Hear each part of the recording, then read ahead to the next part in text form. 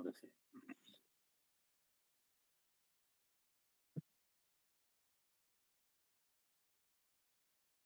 Bueno, la fiebre reumática aguda es una enfermedad multisistémica que afecta y resulta de la reacción de nuestros de nuestros anticuerpos, y es una reacción autoinmune a la infección del estreptococo beta hemolítico del grupo A del Lancet. Se dice que casi todas estas manifestaciones se resuelven completamente, excepto las lesiones cardíacas, y a eso se denomina cardiopatía reumática. Su nombre viene de la afectación de las articulaciones, por eso es reumática, pero su gravedad, como dice aquí, se debe a las afectaciones cardíacas. Se dice que la fiebre reumática aguda y su consecuencia, y por consiguiente, con los años, la cardiopatía reumática, son enfermedades actualmente siguen siendo de la pobreza, aunque está mucho en discusión, porque tenemos muchos casos que tenemos pacientes actuales con valvulopatía reumática y que no han sido pobres o no es una pobreza extrema. Tenemos ingenieros, profesores y de diferentes ramas, pero que han tenido una afectación de la faringoamigdalitis y actualmente presentan las complicaciones. Antes era mucho por el hacinamiento, falta de higiene y acceso a la atención médica. Esto ha ido disminuyendo debido a que actualmente ya muchos cuentan con pediatras y llevan a sus niños que tienen faringoamigdalitis al pediatra y se inicia prontamente los antibióticos y erradican al estreptococo beta hemolítico. Por consiguiente, ha disminuido. Sin embargo, en el mundo, mucho menos en los países desarrollados, pero también tienen, y actualmente nosotros todavía contamos con pacientes con una cardiopatía reumática. 15 a 19 millones de personas tienen cardiopatía reumática en el mundo, y de estos 250.000, o sea, un cuarto de millón de personas, mueren anualmente por cardiopatía reumática. El 95% de todos estos ocurren en países en vías de desarrollo, y estos mueren y son casos de fiebre reumática. Esto ya tiene algunos años, más o menos hace unos 10 a 15 años, en la cual se puede evidenciar cómo es la incidencia. Y los que están en este color medio anaranjado, como Estados Unidos, como Europa, como Australia, tienen de 0 a 3 casos por cada 1.000 habitantes de fiebre reumática o de cardiopatía reumática. Pero nosotros estamos aquí, tenemos de 1 a 3 casos, ¿no? Todo Sudamérica, Centroamérica, y los que tienen mucho más casos, como pueden ver, está África del Sur principalmente.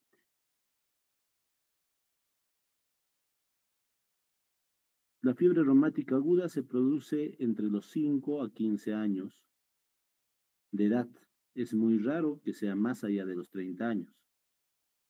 Son episodios recurrentes, frecuentes en adolescentes y adultos jóvenes, y que la prevalencia va entre 25 y 40 años. La fiebre reumática aguda es igual en varones que en mujeres, o sea, no hay diferencia por el sexo. Pero la cardiopatía reumática la encontramos más frecuentemente en el sexo femenino, con una proporción de 2 a 1.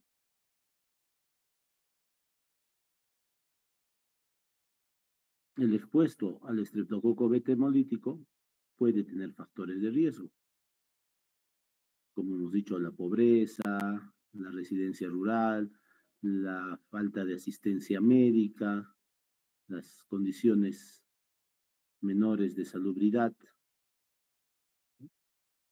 Y esta exposición al estreptococo beta hemolítico hace que haya una infección del tracto respiratorio del grupo A. Muchos tienen una infección asintomática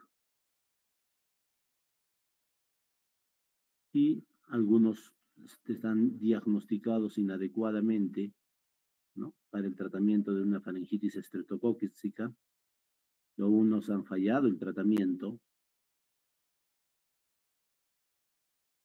y llega la fiebre reumática aguda. Tenemos en estas pacientes que tienen fiebre reumática aguda una susceptibilidad inherente al paciente, cada paciente es diferente, más en las mujeres se presenta con corea, que son los movimientos hemiválicos del miembro superior, ¿no? Mueven todo el brazo inconscientemente, principalmente en el día, ¿no?, pero desaparece durante la noche cuando duerme. Hay pobre acceso a los servicios de salud y esto puede llevar a una fiebre reumática aguda recurrente si tiene varios episodios, especialmente en estos que tienen baja profilaxis, pobre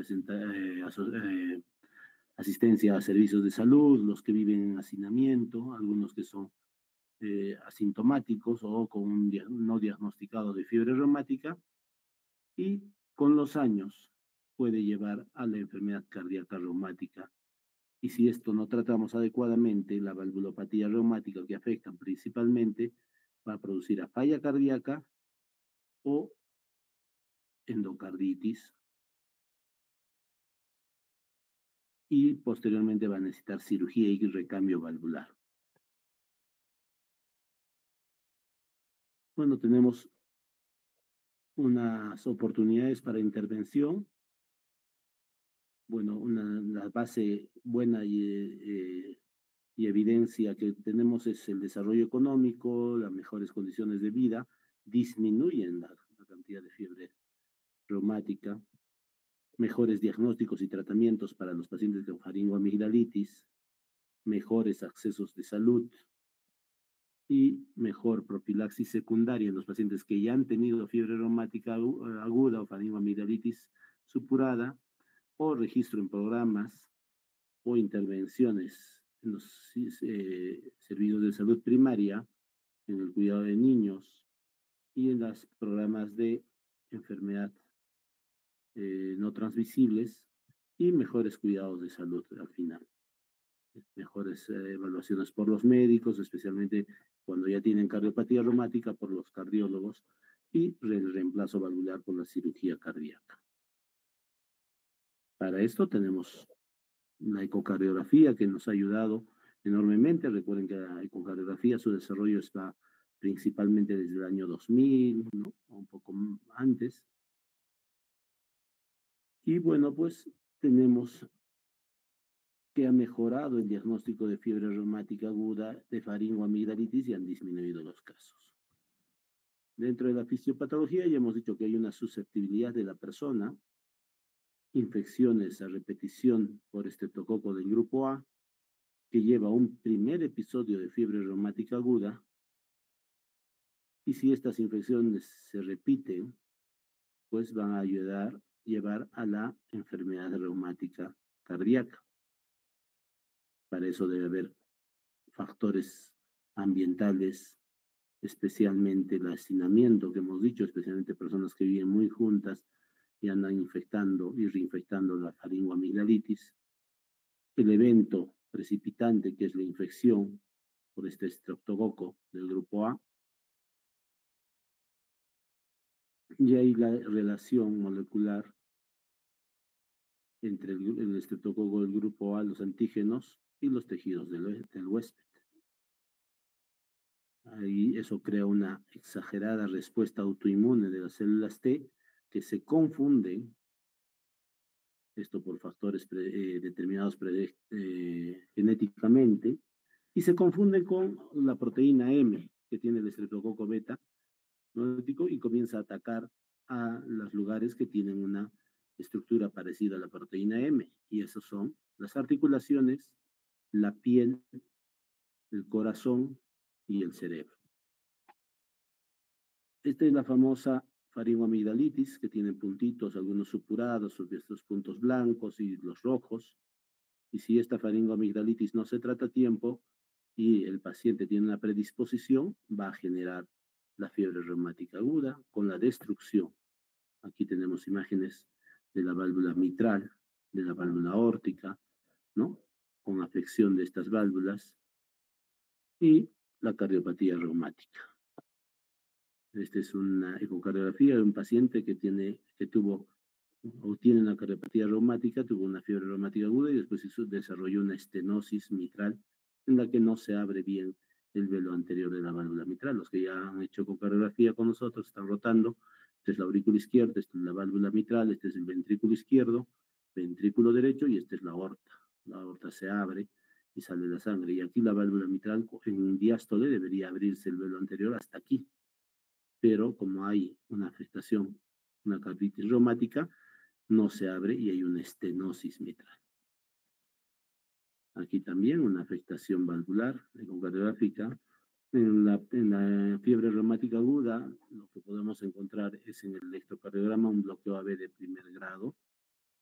Y cuando hacen la anatomopatología, pues se va a ver una lesión histológica, que es el nódulo de Aschoff, que es evolutivo y dinámico, de características grandes, ovoidea o fusiforme, como podemos ver aquí, un centro vascular de material fibrinoide o necrótico envuelto por células gigantes.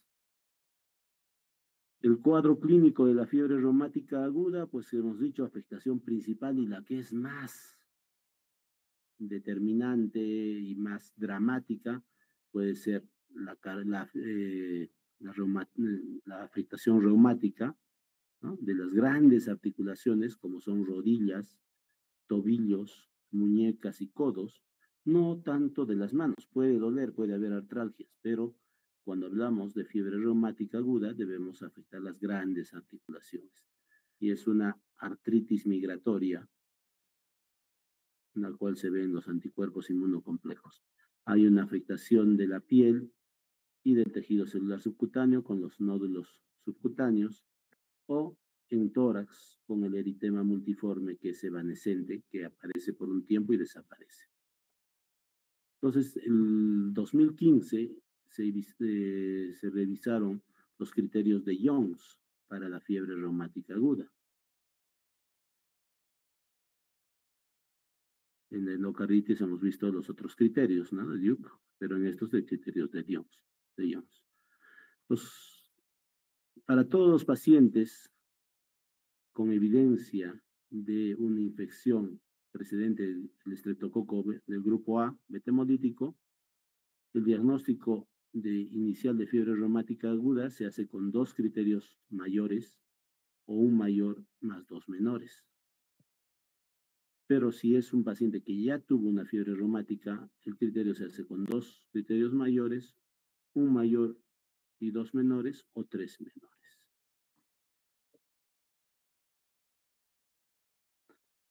Los criterios mayores son población en riesgo o en bajo riesgo, en moderado o alto riesgo, ¿no? Si es población en bajo riesgo, la presencia de carditis, que sea clínica o subclínica, ¿no? La presencia de corea clínica o subclínica, el eritema marginado y los nódulos subcutáneos. Si es población en moderado o alto riesgo, la artritis, ¿no? Lo que acabamos de ver en las grandes articulaciones, la artritis o la poliartritis migratoria, que afecta a una articulación, no deja secuela, cura y afecta a la otra articulación. Las monoartritis o poliartritis con poliartralgias, la corea, el eritema marginado y los nódulos subcutáneos. Como criterios menores de población en bajo riesgo, la poliartralgia, o sea, el dolor de las articulaciones, la fiebre de más de 38,5 grados, la velocidad de sedimentación más de 60 milímetros en la primera hora, o la proteína C reactiva más de 3 miligramos por decilitro, el electrocardiograma con PR prolongado,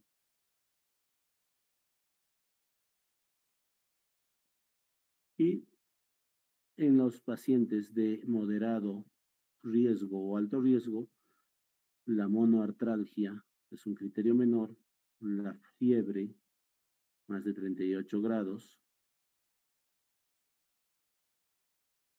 la velocidad de sedimentación más de 30 milímetros por hora, y la proteína C reactiva más de 3 miligramos por decilitro, el intervalo PR prolongado.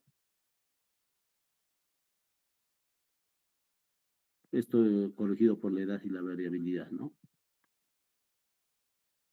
¿Cuáles son los exámenes auxiliares recomendados? Pues un hemograma, con pedir una velocidad de sedimentación globular, proteína C reactiva, los cultivos de sangre durante la fiebre o las crisis de fiebre, un electrocardiograma que se puede repetir en 2 semanas y 2 meses si el intervalo PR prolongado, ¿no? Se encuentra, o si hay otras anormalidades rítmicas, el ritmo. Una radiografía de tórax, si hay para ver la evidencia de una carditis, o una ecocardiografía. El ecocardiograma se puede repetir después de un mes si es negativo. El cultivo faringio, preferiblemente antes de dar los antibióticos, ¿no? Buscando el estreptococo del grupo A, Lansville. Una serología antiestreptocócica como la antiestreptolicina, o hay algunos diagnósticos o test alternativos para diagnóstico alternativo, como son los cultivos de sangre repetidos para si hay posible endocarditis, que ya hemos visto en la anterior clase, el aspirado de las articulaciones microscópico para posibles artritis sépticas, el dosaje de cobre, ceruloplasmina, anticuerpos antinucleares, o la serología para marcadores autoinmunes para arbovirus o artritis reactiva. ¿Cuál es el tratamiento de la fiebre reumática? Son los antibióticos en base a la penicilina. Antes se utilizaba mucho la penicilina vía oral, 500 miligramos cada 12 horas por 10 días. Lo mejor es una ampolla de penicilina benzatínica de 1.200.000 en dosis única. Y en los pacientes que tienen alergias, la claritro, la eritromicina, ¿no? Por 10 días. Si es fiebre reumática aguda, o sea, tiene carditis reumática y todo, podemos utilizar y también los salicilatos, utilizar dosis grandes de aspirina. Miren, 80 a 100 miligramos por kilo por día en niños y de 4 a 8 gramos por día en adultos. ¿Qué quiere decir? Si viene de 500 miligramos, serían 8 a 16 tabletas por más de 2 semanas, siempre protegiendo a nivel gástrico, y luego reducir y mantener una dosis de 60 a 70 por kilo por 2 a 4 semanas más. O sea, son 6 semanas con aspirina. Una alternativa podría ser el naproxeno de 10 a 20 miligramos por kilo. Si una persona mide o pesa unos 60 o 70 kilos, sería más o menos 700, ¿no? Miligramos hasta 1400. Si hay insuficiencia cardíaca y el paciente desarrolla insuficiencia cardíaca, y solo he visto en mi vida un caso de insuficiencia cardíaca por carditis reumática en un niño de 12 años o de 11 años en el Hospital del Niño, hace muchos años, se le usa también corticoides, puede ser prednisona 1 o 2 miligramos por kilo, máximo 80 miligramos, por una semana hasta máximo 3 semanas y el manejo de la insuficiencia cardíaca con diuréticos. Los pacientes con corea pueden usar carbamazepina o valproato de sodio hasta 1 o 2 semanas después de que los síntomas se hayan resuelto y algunos inmunoglobulina intravenosa. Recuerden que la corea se autolimita, la carditis reumática no y puede pasar a una fiebre reumática crónica y enfermedad o cardiopatía reumática. El eritema marginado se desaparece, los nódulos subcutáneos desaparecen y la afectación articular también desaparece y no deja secuelas. La Asociación Americana del Corazón dio algunas recomendaciones para la duración de la profilaxis secundaria. ¿Qué quiere decir? Que un paciente ya tuvo fiebre reumática aguda y para evitar que tenga infecciones a repetición, porque cada infección destruye más sus válvulas cardíacas, se dice que si tiene una fiebre reumática diagnosticada, por eso es importante diagnosticar adecuadamente y no solo decir porque tiene dolores en las articulaciones, puede ser fiebre reumática. Solo tener dolores en las articulaciones es un criterio menor, no es un criterio mayor, entonces tienen que tener mucho cuidado. Antiestreptolicina, pedirle mucho cuidado porque puede salir antiestreptolicina positivo por muchas causas, por una fiebre por estreptococo y no ser del grupo A. Entonces, si el paciente tiene fiebre reumática sin carditis, ¿y a qué parte carditis hablamos? Afecta al corazón, las 3 capas. Pericarditis, que es rara, pero hemos tenido casos. Miocarditis, mucho más rara, pero hemos tenido un caso. Y la afectación valvular que hemos hablado, la endocarditis, que es la más común. Si no tiene esta afectación cardíaca y solo ha tenido, por ejemplo, corea y afectación articular, se da por 5 años después, después del último ataque, o por 21 años, hasta que llegue a los 21 años de edad, cual sea más largo. ¿Y qué es lo que se va a dar? Ahorita le vamos a dar. Son antibióticos, ya sea benzatínica o penicilina o eritro que hemos hablado. Si el paciente tuvo una fiebre reumática con afectación cardíaca, pero no tiene enfermedad valvular residual o secundaria, se da el tratamiento antibiótico profiláctico por 10 años después del último ataque o hasta que tenga 21 años de edad, cual sea más prolongado. Y si el niño tiene una fiebre reumática con enfermedad valvular persistente y evidencia clínica o ecocardiográfica de lesión valvular del corazón, se da por 10 años después del último ataque o hasta los 40 años de edad, cual sea más largo. Imagínense recibir desde los 10 años, 15 años hasta los 40 años una inyección mensual de penicilina benzatínica, ¿no? O tratamiento antibiótico bioral diario. Entonces es importante hacer un buen diagnóstico, sí, y si lo amerita, debemos darle. Pero si no lo amerita, pues hay que tener un buen diagnóstico.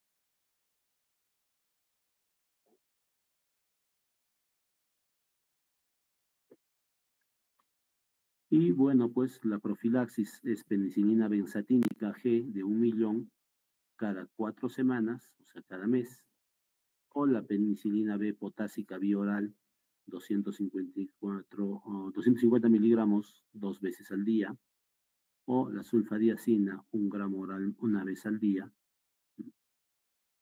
Y bueno, dependiendo los macrólidos para pacientes alérgicos a la penicilina o a la sulfadiacina.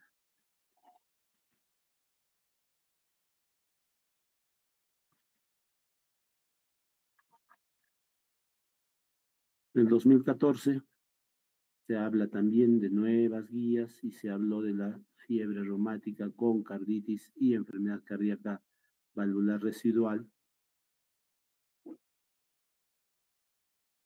en la cual se da por 10 años o hasta que el paciente tenga 40 años de edad, cual sea más prolongado, Si hay fiebre reumática con carditis, pero no hay enfermedad residual, hemos dicho 10 años de tratamiento o hasta los 21 años de edad. Y si no hay carditis, lo mismo que hemos tocado en la primera, 5 años o hasta que el paciente tenga 21 años de edad, cual sea más prolongado. En conclusión, entonces, la fiebre reumática continúa siendo un problema de salud ligado a la falta de educación, falta de acceso a los niveles de salud en países en desarrollo. Depende de nosotros como médicos saber identificar las complicaciones de la cronicidad de la enfermedad reumática, ya que la edad de incidencia hace que sea un padecimiento principalmente observado a nivel de los pediatras y de los médicos generales que atienden a los niños. Y a pesar de los avances médicos, no hay un laboratorio estándar de oro para diagnosticar la enfermedad, por lo que la clínica es la única forma de lograr identificarla e iniciar su tratamiento más importante para especialmente la prevención. No se olviden la faringoamigdalitis supurada con fiebres altas en niños y que no pueden deglutir. ¿Preguntas?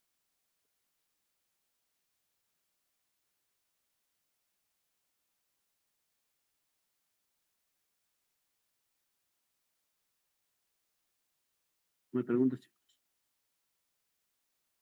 ¿Me escuchan, no, Marcelo? Sí, doctor, sí se escucha. Entonces es importante. No se olviden de la proteína M, por eso es lo que produce, ¿no? Nuestro cuerpo tiene defensas y esas defensas se confunden y tratan de atacar el estreptococo beta hemolítico, pero ahí, en las personas predispuestas y susceptibles, en vez de atacar al estreptococo, atacan a la proteína M que también se encuentra en el corazón, en el cerebro, en las articulaciones, en la piel, en el tejido celular subcutáneo y produce todas estas manifestaciones. Recordando las 5 manifestaciones. Carditis reumática, pancarditis, ¿no? O sea, pericardio, miocardio y endocardio. Principalmente y más frecuentemente, casi 99% de las veces, endocardio. Y puede ser la fiebre valvular, la carditis valvular. Si es en el cerebro, la corea. Si es en la piel, el eritema. Si es en el tejido celular subcutáneo, los nódulos subcutáneos. Y en las articulaciones, las artritis, grandes articulaciones, que puede ser poli o monoartritis, pero migratoria y que no deja secuelas.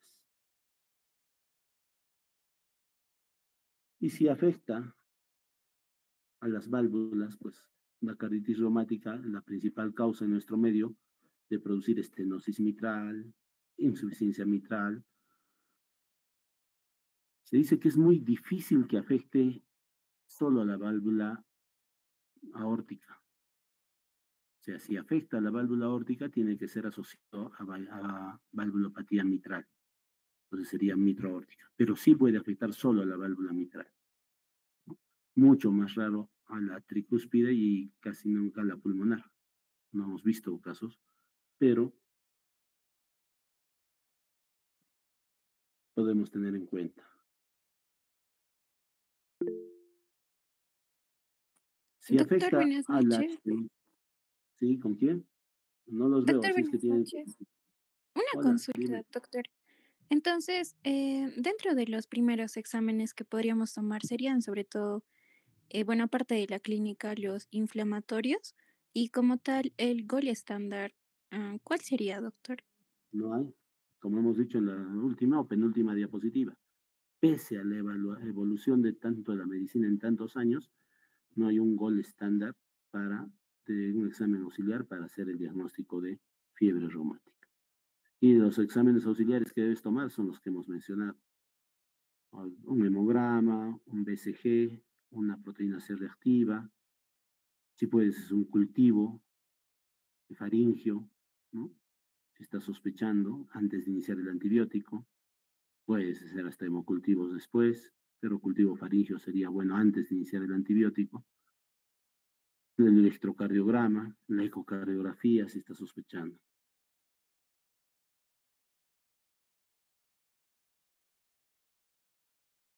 Y el eritema marginado, bueno, la clínica, ¿no? Cuando no está el eritema marginado, lo que hemos hablado. el eritema marginado, que es el eritema que encontramos, ¿no? Y la corea y los criterios mayores. Entonces, básicamente, lo que tienes que encontrar son los criterios. Está bien, doctor, gracias. Y la corea de Sydenham, ¿no? Hay una corea también, creo es de Huntington. No sé si eso han hablado en algún momento, pero en este caso, la de Huntington es heredada, ¿no? De H. Pero la de Sydenham es la corea que es, o baile del zambito que antes le conocía, ¿no? Con sus movimientos semiválicos. Si afecta la, la válvula mitral, va a producir estenosis e insuficiencia o los dos, pero no es la única causa. Y en este tema vamos a hablar sobre valvulopatías en este aspecto. Valvulopatías mitral que afecta a la válvula mitral, y ahí está la estenosis mitral, que por definición vendría a ser el cierre del área valvular mitral y produce la dificultad de la válvula para abrirse. Entonces sería una válvula que no abre bien. Recuerden que la válvula mitral, la sangre pasa a través de la válvula mitral en diástole. Hemos visto el llenado, llenado rápido, llenado lento y en la contracción auricular. Entonces, si no se abre adecuadamente, se denomina o va a producir una dificultad de pasado de la sangre de la aurícula al ventrículo y va a producir una sobrecarga de presión en la aurícula izquierda. Y esta disminución del diámetro valvular mitral se denomina como estenosis mitral. Que dentro de sus causas principales se dice que el 40% de las estenosis mitrales son puras, no acompañados de insuficiencia ni de otra válvula. ¿Cuáles son las causas de estenosis mitral, del cierre prematuro de esta válvula? ¿No? La lesión mitral de estenosis mitral, la fiebre reumática a la cabeza, una de las principales en gente mayor. Casos congénitos, yo he tenido una paciente que hace poco yo ha venido al consultorio en el seguro, la mandé a operar hace más de 10 años y está con su prótesis valvular, es una estenosis mitral congénita. Hay calcificación severa del anillo mitral por esclerosis y envejecimiento, es otra de las causas. Lupus eritematoso sistémico y artritis reumatoidea pueden afectar las válvulas. Pero como hemos dicho, la principal causa es la secundaria fiebre reumática, pero existe solo el antecedente en la mitad de los casos. La mayoría de las pacientes son mujeres, 2/3 partes, y de lo que es una válvula mitral, aquí arriba, miren, toda bien abierta, esta es la tricúspide, esta es la mitral, aquí está la orejuela y de la aurícula izquierda, miren cómo se cierra la válvula, ¿no? Y esta válvula cerrada hace que haya una sobrecarga y acá forma un coágulo, un trombo en el apéndice en la orejuela izquierda. Si ese trombo se desprende, pasa y va a producir un accidente cerebrovascular. Entonces estos pacientes se deben anticoagular. ¿Y con qué debemos anticoagular? Solo con heparinas y o warfarina. Los nuevos anticoagulantes, y les voy adelantando, a los que todavía no han rotado, no se deben anticoagular con nuevos anticoagulantes orales. Apixaban, rivaroxaban, edoxaban, esos no sirven en estenosis mitral moderada severa para profilaxis de ACVs. Entonces, la fiebre reumática afecta de diferentes formas. Hay vegetaciones reumáticas en los bordes, ya sea en la válvula mitral, en la válvula aórtica, fusiones de las comisuras y de las cuerdas tendinosas, entonces afecta no solo a los bordes libres, a los velos, sino las cuerdas tendinosas, ¿no? Al anillo, fusión de los, en la aorta, por ejemplo, que hay una fusión valvular de la cúspide derecha y la posterior, y puede afectar también a nivel pericárdico, y hemos dicho, con adhesión y una pericarditis adhesiva. Es más raro. Puede después producir vegetaciones con sésiles que se puede confundir en algún momento con endocarditis, ¿no? Recuerden que la endocarditis destruye principalmente la válvula y produce más insuficiencia que en esta cardiopatía reumática en la que produce más estenosis.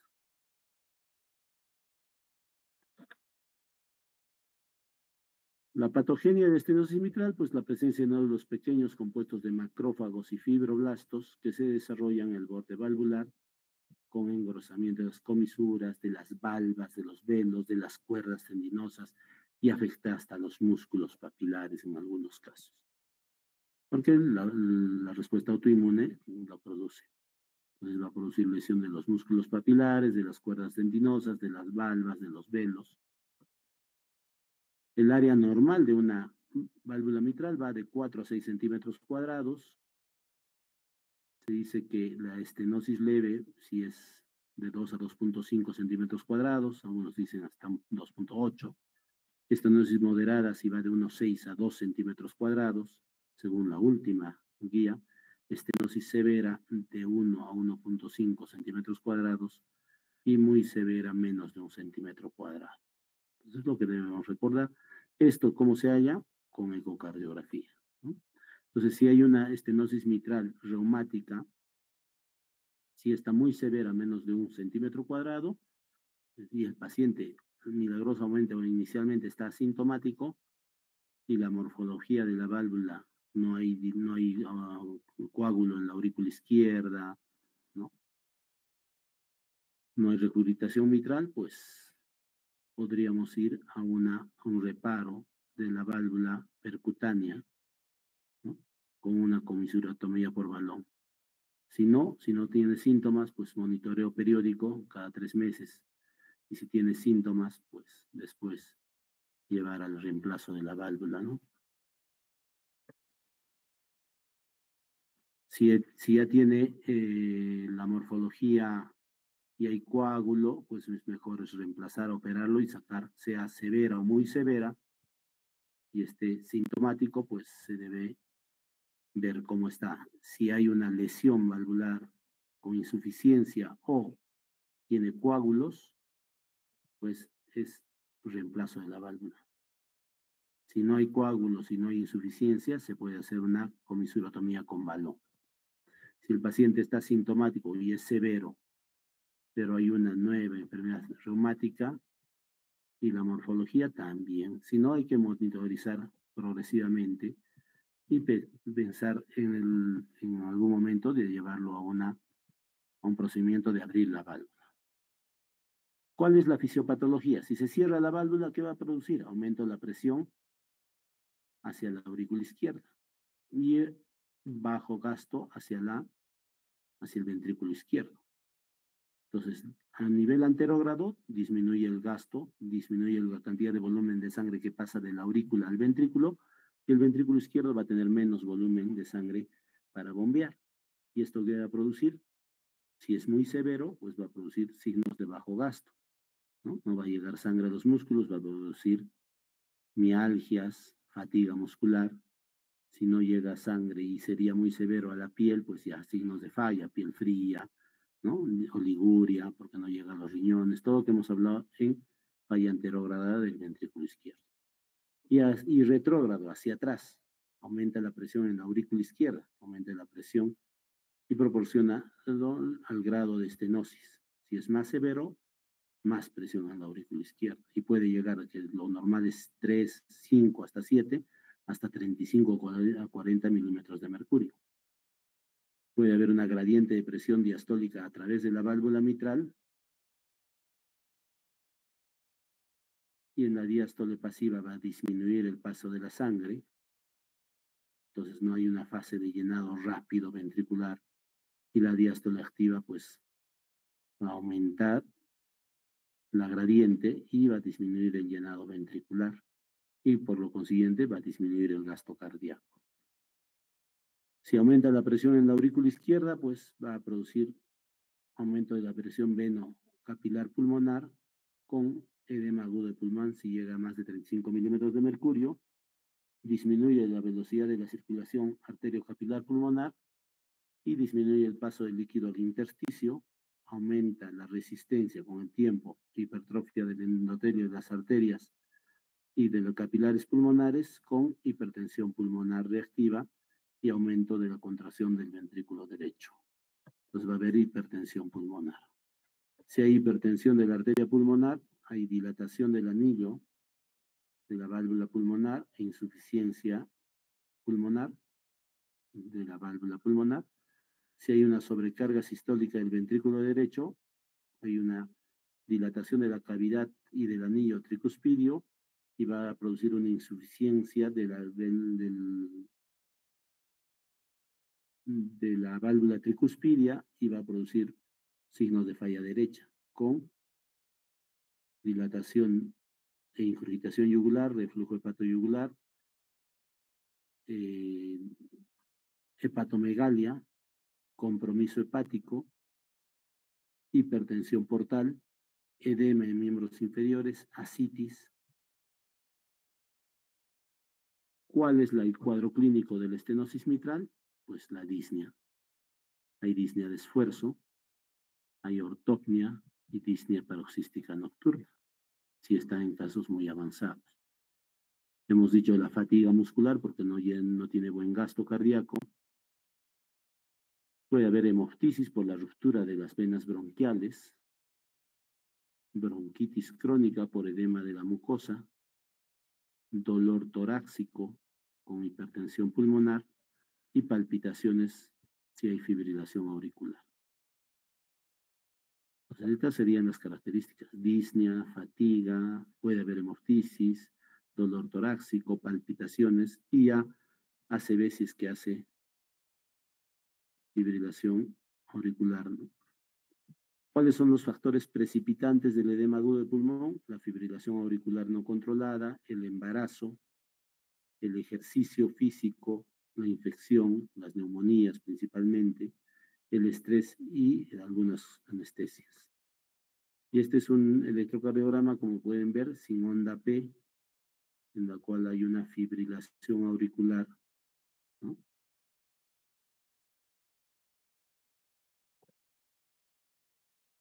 E hipertrofia del ventrículo izquierdo, ¿no? Porque hay S profundas B1, B2 y R altas B5, B6. ¿No?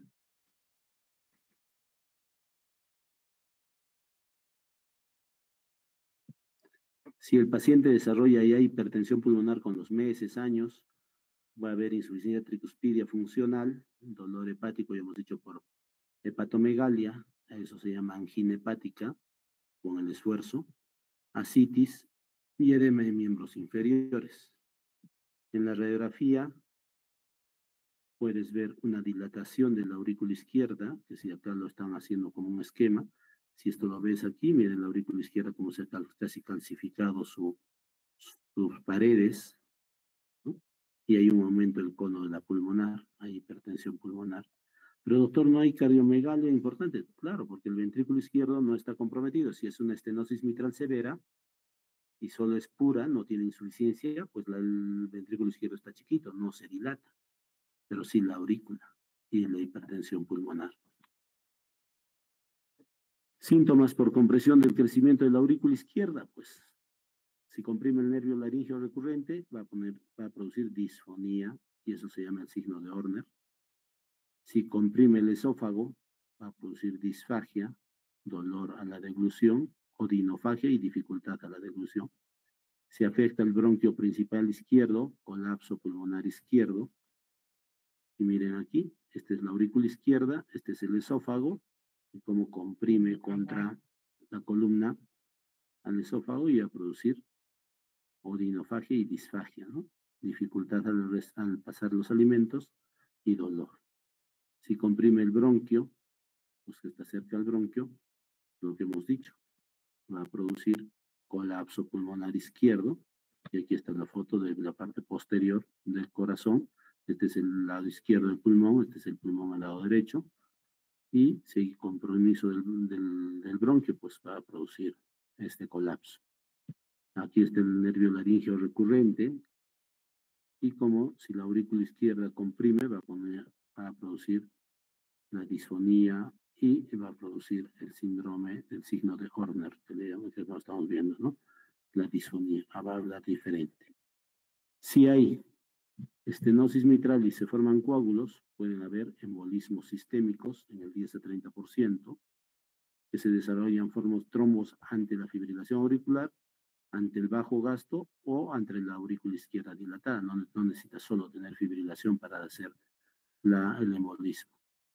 Si se infecta, va a ser susceptible de tener una endocarditis infecciosa, que es rara en estenosis mitral pura, pero más en insuficiencia. Miren aquí una aurícula izquierda con una estenosis mitral severa y un coágulo, un trombo, ¿no? En la orejuela izquierda. Si ese trombo se desprende, aquí vemos también otro en la orejuela y se desprendió, está pasando la válvula mitral, ¿no? Y esto puede embolizar y irse al cerebro y hacer un accidente cerebrovascular.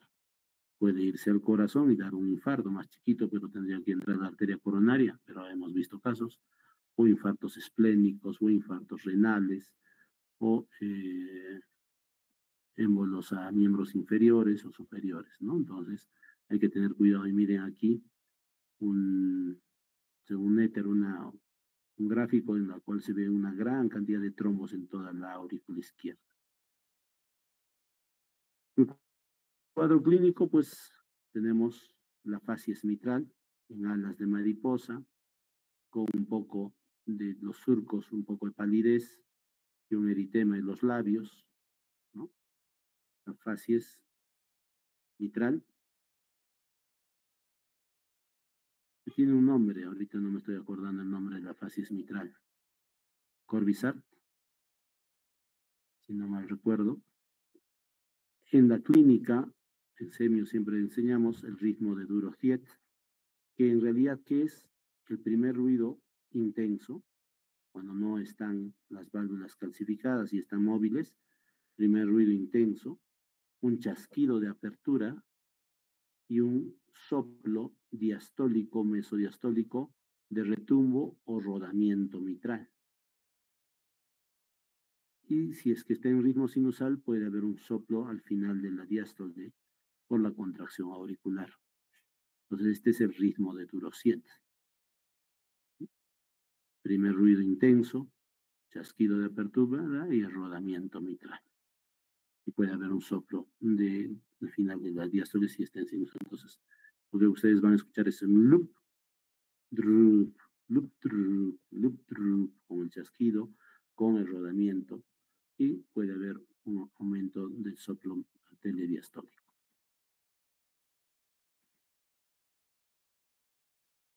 ¿Cuáles son las causas del retumbo mesodiastólico? Puede ser la insuficiencia aórtica, puede producir una pseudoestenosis mitral y también producir un retumbo mesodiastólico, y eso se llama el fenómeno de Austin-Flynn, y ya lo vamos a ver cuando hablamos de insuficiencia aórtica. El soplo de hiperflujo en CIA, en la comunicación interauricular, tiene mucho flujo, pasa por la válvula mitral normal y puede producir un retumbo mesodiastólico. Es un diagnóstico diferencial de estenosis mitral. Y en la estenosis tricuspidia, ¿no? Que se puede escuchar y pueden no pensar que es mitral, pero es en realidad estenosis tricuspidia. Rara esta patología, pero puede haber, especialmente reumática, acompañada de estenosis mitral. ¿Cuál diagnóstico diferencial del primer ruido brillante? Pues la taquicardia y estados hiperdinámicos, ¿no? Como hipertiroidismo, embarazo, anemia, pueden hacer el primer ruido brillante. Diagnóstico diferencial de estenosis mitral, el mixoma auricular izquierdo. ¿Qué es el mixoma? Es un tumor benigno, que si está en la aurícula izquierda, disculpen un rato,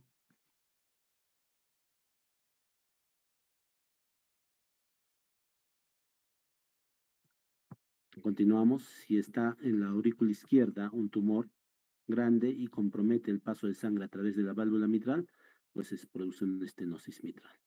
El trombo en la aurícula izquierda también puede desarrollar por otras causas y puede producir una alteración en el llenado de la aurícula del ventrículo izquierdo. La cardiomiopatía hipertrófica obstructiva es cuando está muy grueso el septum y produce obstrucción del tracto de salida, puede también comportarse como un diagnóstico de estenosis mitral diferencial, ¿no? Y hay pacientes que nacen con una patología congénita que se llama cor triatriatum, en la cual la aurícula izquierda se divide en dos y hay un agujero y hay un septum en la mitad de la aurícula izquierda horizontal y por ahí pasa la sangre y se comporta como estenosis mitral.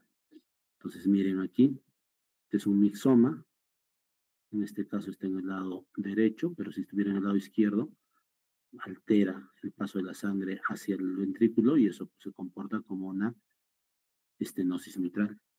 Un mixoma en el lado izquierdo, lo mismo. Un cor triatriatum, miren cómo esta es la aurícula izquierda y cómo nació con un septum en la aurícula izquierda, con una membrana en la mitad de la aurícula izquierda, con un agujero, y la aurícula izquierda se divide en la parte superior y en la parte inferior. Y esto se comporta como estenosis mitral.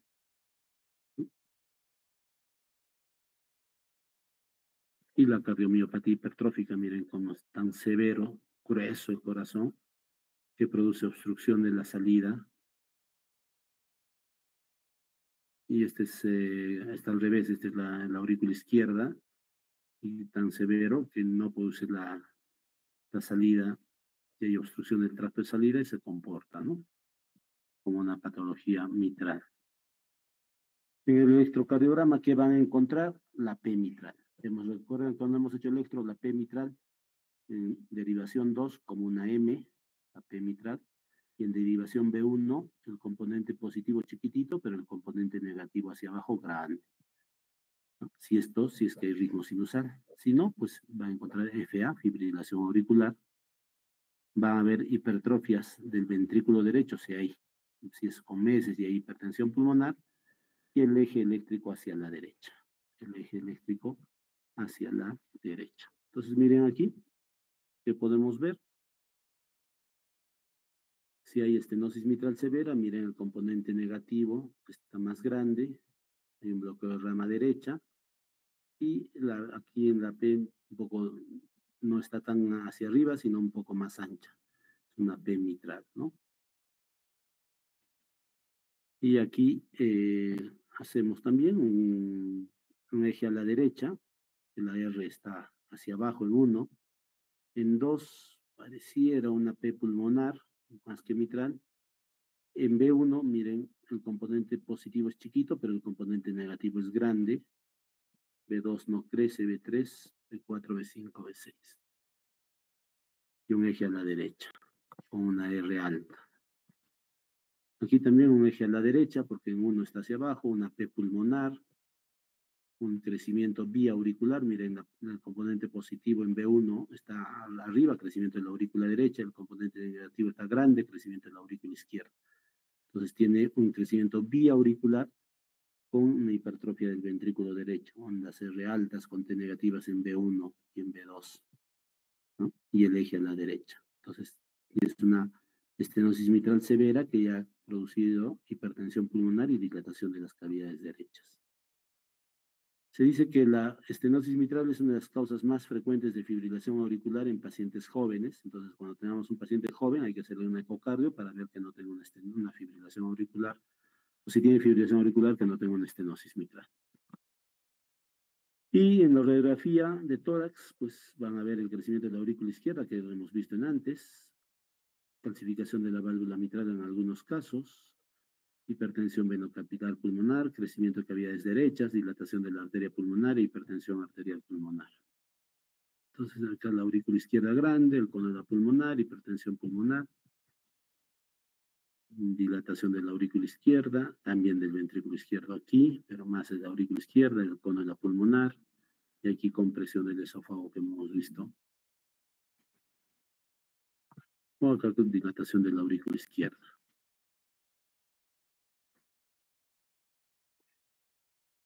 El eco en estenosis mitral, engrosamiento valvular y fusión de las comisuras, disminución de la pendiente F en la válvula mitral, en ecocardiografía, ¿no? Ventrículo izquierdo pequeño, que hemos dicho que no se afecta, pero sí calcificación de la válvula y del anilo.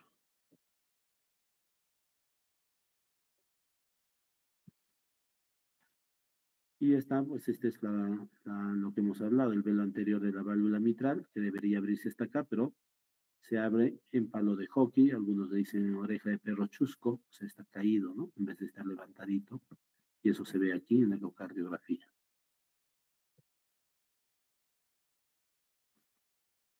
El área de la válvula mitral que se puede medir también en el eje corto, con estenosis. Y este es en el modo M, ¿no?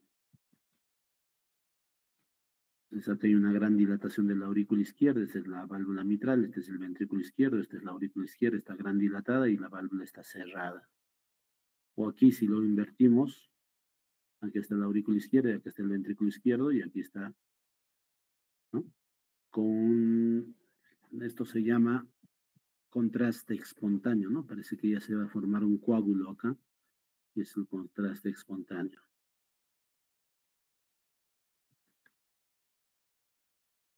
Y aquí un flujo de estenosis mitral.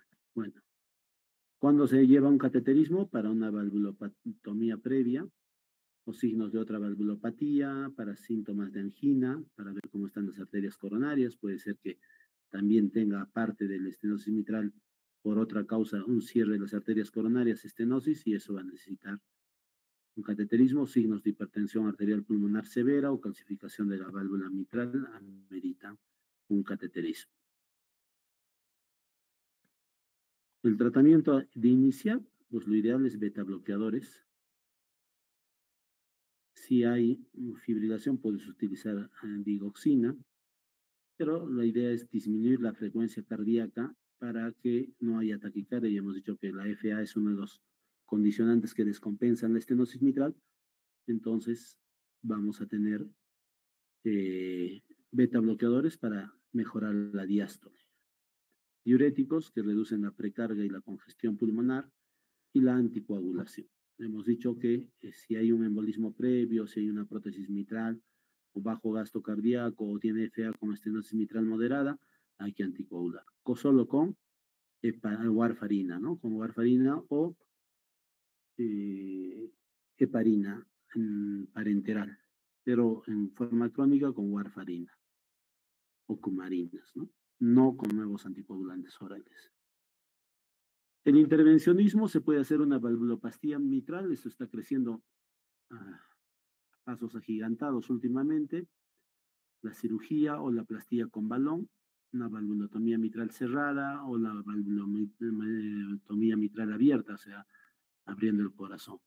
Y el reemplazo de la válvula mitral, ya sea por una prótesis biológica o una prótesis mecánica. Este es una dilatación por balón cuando solo está comprometido los velos y están cerrados.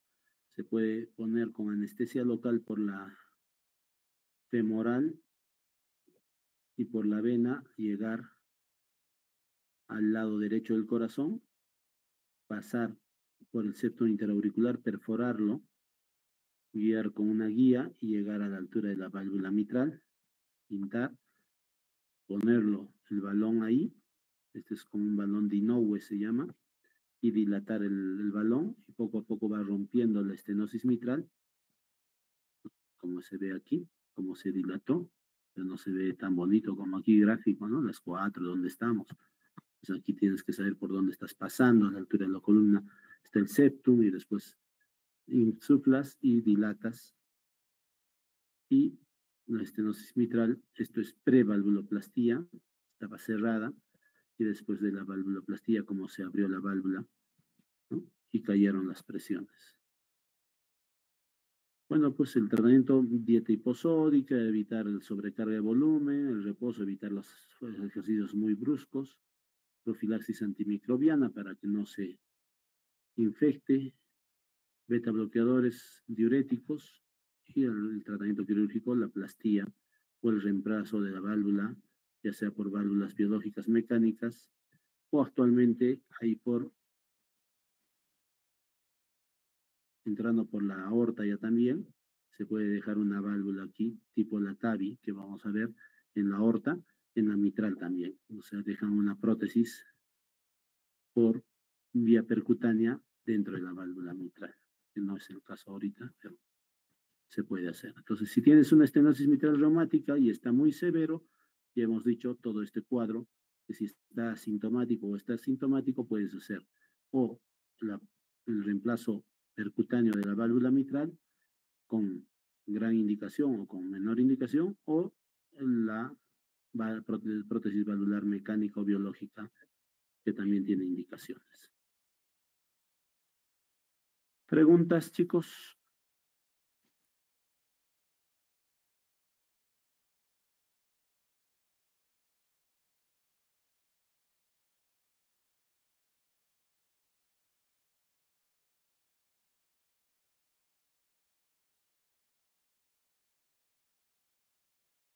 ¿No hay preguntas?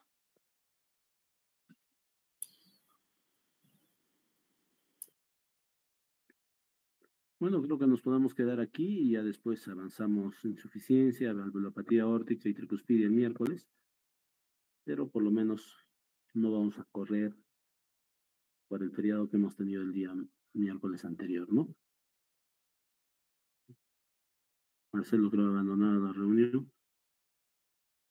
No, ¿Continuamos, Marcelo, o ya el miércoles? creo que el miércoles, doctor. Perfecto, yo también pienso, no hay apuro. ¿No? Nos quedamos así, entonces ya hemos entendido un poco de fiebre reumática, hemos entendido lo que es la valvulopatía y la estenosis mitral y la fisiopatología, pues nos queda insuficiencia mitral, valvulopatía aórtica y tricuspidia, que eso lo vamos a hacer este miércoles, y vamos a estar más tranquilos. ¿Listo, chicos? Nos vemos el miércoles. Suerte. Listo, doctor, muchas gracias.